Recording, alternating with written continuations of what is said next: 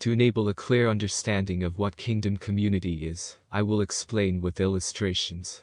The first illustration is a Nigerian who found herself in Germany. Here she is, a black woman, surrounded by people with a culture and language foreign to her. She feels alone, until the day she met another Nigerian. Immediately there was this urge to introduce herself, and draw close to this other Nigerian. It doesn't matter the differences in gender, ethnicity, religion and political affiliation. As long as this person is Nigerian, she feels less lonely and less of a stranger whenever she is around this person. As such, she wants to spend more time with this person. They become friends, and they spend time with each other talking about Nigeria. They talk about life in Nigeria, the current happenings and situation in Nigeria, families and friends they left in Nigeria, and then things about being a Nigerian in Germany. Yes, they talk about their shared nation and nationality. Imagine that they both discover that another Nigerian lives close by. They would immediately seek to bond with this other Nigerian. Let's go further and imagine they learn that another Nigerian wants to migrate from Nigeria to Germany, and needs other Nigerians who will help him in settling in Germany. These people will offer to help, and they might even go as far as getting the person settled somewhere close to them, so that they can all be together. As such, at that moment we would have a small Nigerian community in Germany. A community that has the tendency of growing and flourishing. Now, this is how things like Chinatowns are formed. It usually starts with a few Chinese immigrants who discover themselves and drew closer to one another. Whether intentional or unintentionally, they end up living close to one another. Then little by little, that street where they live becomes filled with Chinese immigrants, and what follows are expressions of the Chinese culture covering the whole of that street. Soon that street becomes the embodiment of the civilization of China in a foreign land. This is what the kingdom community is. It is a local embodiment of the civilization of heaven on earth. A kingdom community will only emerge when believers become awakened to their kingdom identity. That is, they realize that they are born of God, they are citizens of heaven, and they are aliens in this world. This consciousness of being alien or foreign causes them to feel lonely. They awake to a desire to seek out their kind.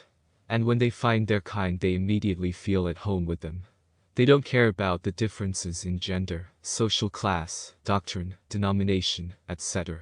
They are just excited that they have found their kind. They will no longer feel alone. They desire to spend time with each other because whenever they are with each other, it is like heaven on earth. Yes, they are no longer missing home, for they now found home with one another.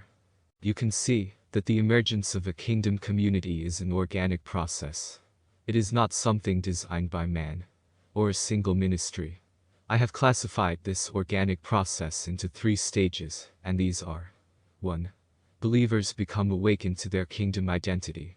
2. Believers began to search for each other, and seek fellowship with one another. 3. Believers' fellowship grows into a community filled with the civilization of the kingdom of heaven. I will briefly explain each of these stages.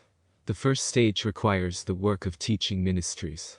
These ministries help the believer's mind to be transformed and cause them to be awake to their kingdom identity. When the individual believers become awake to their kingdom identity, they begin to feel lonely. This is because they could no longer relate with the world and with their unbelieving friends like they used to. Their experience is now different from that of the people in the world. As such, they desire to have people that would understand them, people that can relate to their experiences in the kingdom. Yes, they sought out people who are experiencing the kingdom. You can only experience something when you are awake to it. So they search out believers who are also awake to the reality of the kingdom. This brings us to the second stage, where the individual awakened believers begin to find each other and build fellowship. This stage is facilitated by the ministry of an apostolic worker. This ministry helps the awakened believers to find each other, and it teaches them how to fellowship with one another in a way that will result in a flourishing kingdom community. Now, we are in the third stage. Here the believers are already practically learning to fellowship in a fruitful way. As they do this, they would need the equipping of several ministries that would help strengthen them, trim out excesses, and restore the growing community when it is becoming dysfunctional. God is the one nursing. this community and bringing in different ministries based on their current needs. This is not a work that is overseen or orchestrated by any man. The growing community simply learn to walk with God and learn to follow Him as He leads them to embrace different and unrelated ministries that come in to do specific work and go their way when they are done. In one of my videos, I talked about the stages by which a fellowship grows into a vibrant community. You can go check out that video. So as they continue to grow in this way, the civilization of the kingdom of heaven will begin to find expression through them as a community. Love, righteousness, selflessness, sacrificing themselves for one another, honoring one another, carrying each other's burdens, sharing everything they have with one another, living holy, and having the supernatural being expressed through them. All of these make them stand out in their locality. People soon begin to recognize them as a unique people. They begin to realize that these are people from another civilization. The civilization they express brings glory to God and testify of the greatness of the reign of Christ.